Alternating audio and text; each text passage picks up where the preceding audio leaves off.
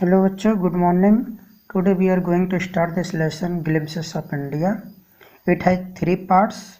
First part is a baker from Goa, second part is Kurg, and third part is tea from Assam.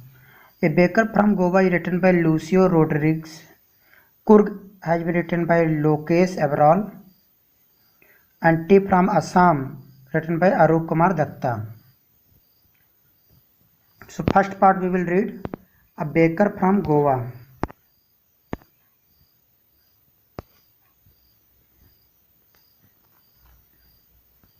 Baker from Goa. This is a pen portrait of a traditional Goa village baker who still has an important place in his society. So बच्चों, baker means one who bakes, जो बनाता है, जिसे जो लोग toast बनाते हैं, bread बनाते हैं, उनको बेकर कहा जाता है। तो गोवा में बेकर लोग बहुत ज़्यादा हैं, ये मतलब बिल्कुल कॉमन है। दिन में 2-4 बेकर इधर उधर घूमते मिल जाते हैं। तो इसलिए वहाँ की सोसाइटी में, वहाँ के गांव में बेकर का बहुत ही इम्पोर्टेंट स्थान है, बहुत इम्पोर्टेंट रोल है। Our elders are often heard reminiscing nostalgically about those good old Portuguese days, the Portuguese and their famous loaves of bread. Our elders कौन है? मतलब हमारे पापा, हमारे बाबा के दादाजी के ऊपर परदादा, उनको एल्डर्स कहा गया। ठीक है, तो हमारे एल्डर जो है, उन्होंने सुना है नॉस्टैल्जिकली का मतलब होता है पुरानी बातें, उसको नॉस्टैल्जिकली मतलब जब लोग बात करते करते पुरानी बातों में खो जाते हैं कि अरे हमारे दादाजी ऐसे थे, हमारे दादाजी जो है इस तरह रहते थे, वहाँ इस तरह घटनाएं होती थी, तो पुरानी बातों को नॉस्टैल्जिकली कहा जाता है। तो जब लोग याद करते थे पुराने दिनों को, तो पुराने दिनों में कौन से दिन आते हैं? पुर्तगीज डेज, यानी जब हमारे गोवा पर पुर्तगाल का शासन था। ठीक है, जब हमारे देश में अंग्रेजों का शासन था, गोवा पर पुर्तगाल का शासन था, तो पुर्तगीज डेज को याद करते हैं। And Portuguese and their famous loaves of bread, और उनके ब्रेड को लोव्स ऑफ ब्रेड, मतलब ब्रेड, बहुत सारे जो ब्रेड होते हैं उनको लोव्स ऑफ ब्रेड कहते हैं, है ना। मतलब तो जो बेकर लोग तो ब्रेड बेचते थे, बहुत सारे ब्रेड, तो उनको बहुत सारे मतलब लोव्स ऑफ ब्रेड बेचते थे। Those eaters of loaves might have vanished, but the makers are still there. अब जो लोग ब्रेड खाते थे वो तो धीरे धीरे ख़त्म हो गए, क्योंकि अब नई चीज़ें आ गई, लोग दूसरी चीज़ें खाने लगे और वो ब्रेड खाने का कल्चर ख़त्म हो गया। लेकिन बेकर फैमिली जो है, क्योंकि वो उनका तो वो एक उनका खानदानी वही काम ही तब ब्रेड बनाना, तो वो बेकर लोग अभी भी हैं। We still have among us the mixers, the moulders and those who bake the loaves. अभी भी हमारे बीच में मिक्सर जो मिक्स करते हैं, मोल्डर्स जो बनाते हैं, और जो बेक मतलब जो पकाते हैं। Those age old time tested furnaces still exist, वो भी पुरानी भट्टियाँ, फर्नेसेस मीन्स भट्टियाँ, अभी भी एग्जिस्ट करती हैं, जिसमें वो ब्रेड बनाए जाते हैं। The fire in the furnaces has not yet been extinguished, और उन भट्टियों की आग अभी भी एक्सटिंग्विश नहीं हुई। एक्सटिंग्विश मीन्स अभी भी बुझी नहीं है।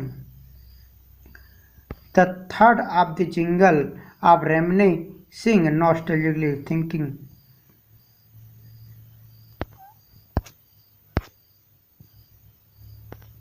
The traditional baker's bamboo heralding his arrival in the morning can still be heard in some places. Baker लोग बच्चे जो होते थे वो एक तरह का बैम्बू लेकर चलते थे हाथ में। वो बैम्बू, जैसे कि हमारे यहाँ गांव में क्या होता है कि जब कोई मदारी वाला आता है तो डमरू लेकर आता है, वो डमरू बजाता रहता है। या कभी मलाई बर्फ़ बेचने वाला कोई आता है, या बर्फ़ बेचने वाला आता है, ठीक है, तो वो वो अपनी साइकिल में ही एक तरह का हॉर्न या एक तरह का आवाज़ निकालने वाला वो लगाया रहता है। उसको बजाकर वो बता देता है कि वो आ चुका है। लोग जान जाते हैं कि बर्फ़ बेचने वाला आया होगा। कई बार लोग घंटियाँ लगाए रहते हैं, ठीक है, वो घंटी बजाते रहते हैं। घंटी बजाने से भी लोग जान जाते हैं कि वो आ गया, तो एक तरह का इशारा होता है। तो ये जो बेकर है ये बैम्बू लेकर आता है, और बैम्बू का आवाज़ से जो लोग जान जाते हैं कि बेकर आ गया है। Maybe the father is not alive but the son still carries on the family profession. उस बेकर, जो बेकर का ख़ानदान है, अब पहले तो उसके पिताजी लाते होंगे, लेकिन अब पिताजी तो रहे नहीं होंगे, काफ़ी समय बीत गया, तो अब उसका लड़का वही परिवार का जो बिजनेस है वो चला रहा है, आगे बढ़ा रहा है। These bakers are even today known as poder in Goa. ये बेकर लोगों का पेडर के नाम से जाना जाता है गोवा में। During our childhood in Goa the baker use to be our friend, companion and guide. हमारे बचपन में ये बेकर लोग हमारे फ्रेंड हुआ करते थे, हमारे साथी हुआ करते थे, हमारे गाइड हुआ करते थे। He used to come at least twice a day. वो एक दिन में 2 बार आया करते थे। Once when he set out in the morning on his selling round, एक तो मॉर्निंग में आते थे, and then again when return after importing a huge basket, और दूसरी बार तब दिखाई देते थे जब वो अपनी पूरी बास्केट ख़त्म कर देते, यानी कि पूरी ब्रेड बिक चुकी होती थी, तो खाली बास्केट लेकर उधर से वापस जा रहे होते थे, तब देखते थे उनको। The jingling third of bamboo woke us up from sleep and we ran to meet and greet him.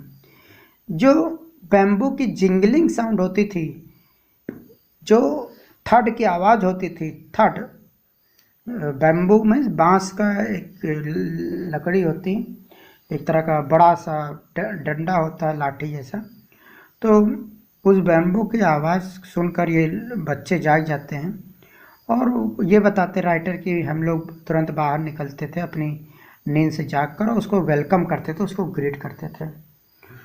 Why was it so, ऐसा क्यों था? Was it for the love of the लोभ, क्या हम ऐसा क्यों करते थे? क्या हम मतलब लोभ के लालच में करते थे कि हम उसको वेलकम करेंगे, उसको गुड मॉर्निंग विश करेंगे तो वो हमको लोभ दे देगा? Not at all. तो राइटर बताता है ऐसी बात नहीं थी। The loaves were bought by some पैस्किन और बैसिन the maid servant of the house. जो पैस्किन और बैस्किन थे, जो मेड सर्वेंट थे, उनके द्वारा लोब्स खरीदे जाते थे। What will long forward those bread bangles which we choose carefully, sometime it was sweet. तो जो घर के नौकर होते थे वो खरीदते थे। हमको जो है वो ब्रेड के ऊपर जो बैंगल होती थी वो हम सोचते थे वो मिल जाए। लॉन्ग फॉर का मतलब इच्छा करते थे, लॉन्ग फॉर हम इच्छा करते थे कि हमको ब्रेड के ऊपर के जो बैंगल्स हैं, जो चूड़ियाँ बनाते हैं बैंगल्स, वो हमको मिल जाए। और कभी कभार मिल भी जाती थी, बड़ी ही मीठी होती थी, वो बहुत स्पेशल तरीके से बनाया जाता था। The baker made his musical entry on the scene with the jang jang sound of his specially made bamboo staff. Baker जो है अपनी म्यूजिकल एंट्री करता था, जब भी आता था तो वो एक तरह का म्यूजिक, उसकी बैम्बो से जो बजाता था उसमें म्यूजिक आती थी, म्यूजिक से जेंग जेंग की साउंड आती थी। ठीक है, ये साउंड कहाँ से आती थी? Bamboo staff. स्टाफ का मतलब एक तरह का डंडा या लाठी को स्टाफ कहते हैं। जैसे कि बूढ़े लोग जो है एक तरह का अपने सपोर्ट के लिए एक तरह का डंडा या लाठी लेकर चलते हैं हाथ में पकड़कर, तो वो क्या है? वो स्टाफ है, उसको स्टाफ कहते हैं। तो bamboo staff. One hand supported the basket on his head and the other bang the bamboo on the ground. एक हाथ से वो जो अपने सिर पर बास्केट में जो ब्रेड रखे हुए हैं उसको पकड़े रहते हैं, दूसरे हाथ से वो बैम्बू को पकड़े रहते हैं जो कि ग्राउंड पर होता है। ग्राउंड पर बैंग करते हुए यानी ग्राउंड पर मारते हुए बैम्बू को चलते जिससे कि आवाज़ आए। He would greet the lady of the house with good morning. वो जो घर की औरतें होती हैं उनको गुड मॉर्निंग विश करते हैं। And then place his basket on the vertical bamboo, और फिर उस बेम्बो के ऊपर वो बास्केट उतार कर रख देते हैं। अब सोच लो कि वो एक सिंगल बेम्बो होता है, उसके ऊपर पूरी बास्केट कैसे बैलेंस हो जाती है, लेकिन वो बैलेंस कर लेते थे। We kids would be pushed aside with mid rebuke and the loaves would be delivered to the servant. अब राइटर बताता, हम जो बच्चे लोग थे हमको पीछे भेज दिया जाता था, हमको डांटा भी जाता था कि वहाँ करीब में मत जाओ, लेकिन नौकरों को वो ब्रेड दे दिए जाते थे।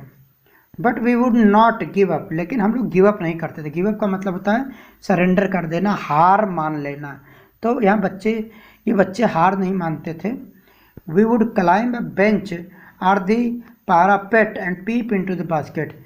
हम लोग एक बेंच का जुगाड़ कर लेते थे या कोई भी ऊंची चीज़ पैरापेट, उस पर चढ़कर बास्केट के अंदर झांक कर देखते थे कि क्या है। Somehow I can still recall the typical fragrance of those lobes. अभी भी मुझे उस लोब्स यानी जो ब्रेड, बहुत सारे ब्रेड रखे होते थे बास्केट में, उसकी खुशबू, उसकी सुगंध अभी भी मुझे याद है। Lobes for the elders and the bangles for the children. जो नौकरों के लिए लोब्स होता था, बड़े लोगों के लिए लोब्स दिया जाता था, और बच्चों के लिए उसकी जो बैंगल्स होती थी, लोब्स के ऊपर जो बैंगल्स बनाई जाती थी, वो मिलता था। Then we did not even care to brush our teeth और वॉश अवर माउथ प्रॉपरली। और उस बैंगल्स को खाने के लिए कई बार हम लोग ब्रश या अपना मुंह धुलना, दांतों को साफ करना, ये सब भी ध्यान नहीं देते थे। एंड वाई शुड वी, हम ऐसा क्यों करें? We would take the trouble of plucking the mango leaf for the tooth brush,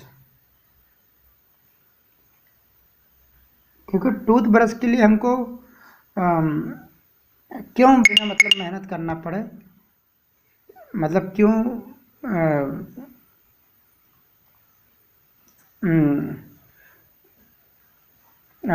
मतलब कोई आम का एक तोड़ते थे वो टूथ ब्रश के लिए, तो ऐसा नहीं, मतलब बच्चे अपना तर्क देते हैं कि कोई ज़रूरत नहीं थी।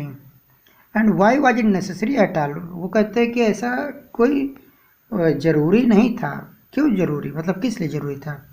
The tiger never brushed his teeth, क्योंकि टाइगर भी कभी ब्रश नहीं करता है। Hot T could wash and clean up everything so nicely after all. और सुबह सुबह अगर आप गर्म चाय पीते हो तो गर्म चाय वैसे भी दांतों को साफ कर देता है, तो भी ब्रश करने की क्या ज़रूरत है। अब बच्चों क्वेश्चन देख लेते हैं। What are the elders in Goa nostalgic about? Goa में जो बड़े लोग हैं वो किस चीज़ को लेकर नॉस्टैल्जिक हैं? इज ब्रेड, नॉस्टैल्जिक मीन्स पुरानी बातें, यादें, किस पुरानी याद को बार बार वो याद करते रहते हैं। The bread making still popular in Goa, how do you know? अभी भी गोवा में पॉपुलर ब्रेड मेकिंग, आप इस कहानी में आप कैसे जान पाते हो कि अभी भी चल रहा है?